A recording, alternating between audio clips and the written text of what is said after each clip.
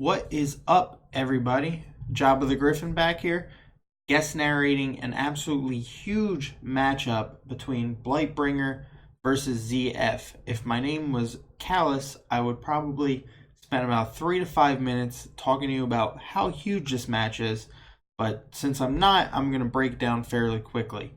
ZF versus Blightbringer is the losers bracket semifinals. The winner of this will play the winner of Astamatitos versus Paisy G. And then the winner of that match will play the loser of ABR versus Triangles. So the winner of this match will be able to play for guaranteed money. If I understand the complications of a simple losers bracket, which I think I do in this situation, I think I got it locked down. So this is a huge match. We're very deep in the tournament. This is the final six. So let's get into this one. Right into the Magneton, right off the bat.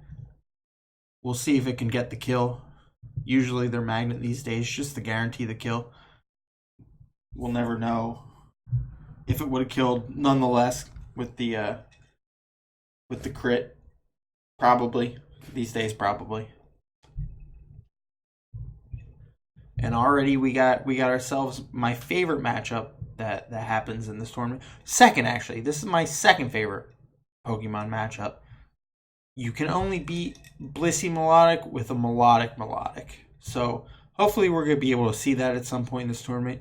I really love how intricate and difficult it is to manage the melodic matchup. But Blissey versus Melodic is just as difficult.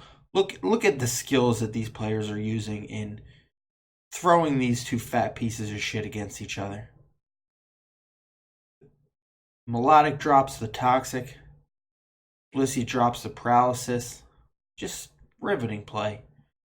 You can't see this anywhere except CALLOUS Invitational Tournament 3.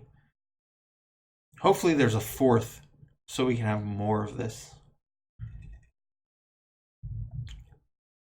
Blight switches out right into the Gengar. Melodic does not get paralyzed again, which actually would have been huge. I know I was fucking around for the majority of that matchup, but if that had been a full para, that would have been pretty huge for Blightbringer. That could have just not necessarily won it, but that could have locked in a Melodic death, which is huge for a lot of teams to the point where it might as well be a win. Let's see if he went for the Pursuit of the Crunch. He went for the Pursuit. Blightbringer missed the Wisp, as Wisp is often want to do. We'll see if he just goes for it again. He does, and he misses again. Let's see if he goes for the Pursuit again. He does again. So if it has Boom, you'll see a Boom here probably. It could go for a Wisp again, but at that point, it does. And it misses a third time. So rough, very rough for Blightbringer. That's a casual 1 in 64.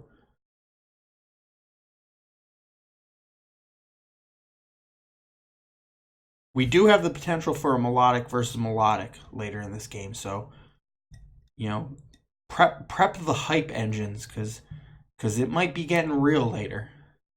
See what this Jirachi is. CM right off the bat. Could be sub, could be super.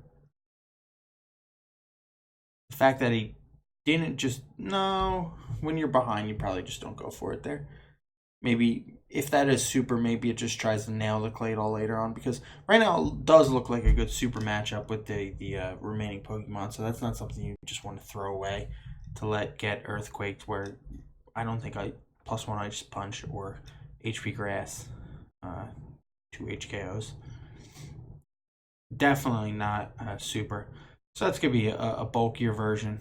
Maybe CM Wish, which matches up alright, but the T-Tar is going to be a problem, so losing not burning it is pretty huge.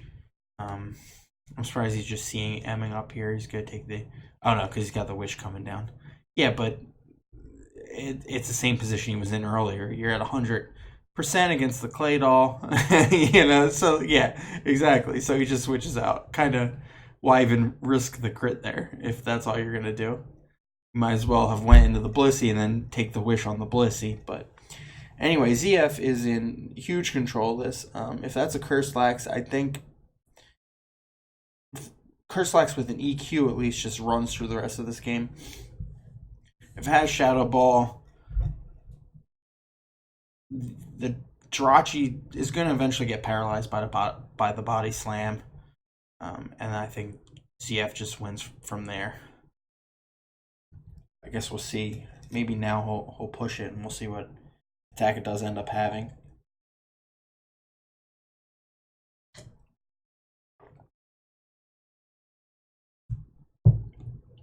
It is EQ, but it does functionally 0. We'll see a wish here. No, that's just no. You can't wish because of the situation. Yeah, he's got to force the psychic and hope for some luck.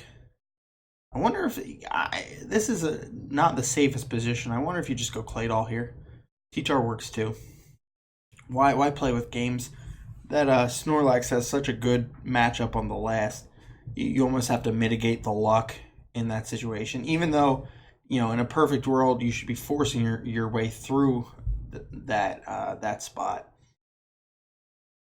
It's better just mitigate any bullshit that could happen. I mean, he already had the special down, so at that point, it's not actually mitigating luck. It just, you're going to lose that situation anyway. But even if he didn't get the special drop, it's probably worth just switching out there. Maybe just, you see, even here, I don't know if I want to force this.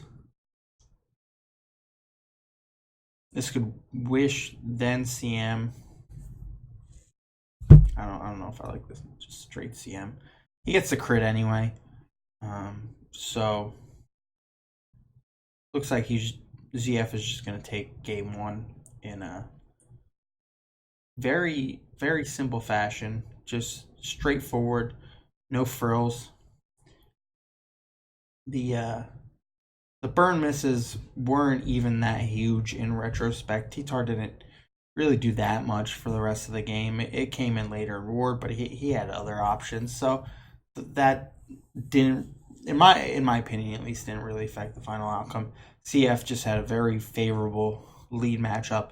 He didn't really play around with it. He went to the Magneton on turn 1, and then from there he just played the team advantage. With the Skarmory down, and the T-Tar out, or the Gengar out due to the T-Tar, Curse Lax just had a field day with the rest of the team. We don't know what Blightbringer's last was. Maybe he revealed it at some point just for statistics. Although I don't know if CALLOUS even counts statistics of unseen Pokemon. But either way, it clearly wasn't a answer to Snorlax. And if you've watched any of my previous narrations, you know I'm not an expert on predicting the last. If I had to guess myself,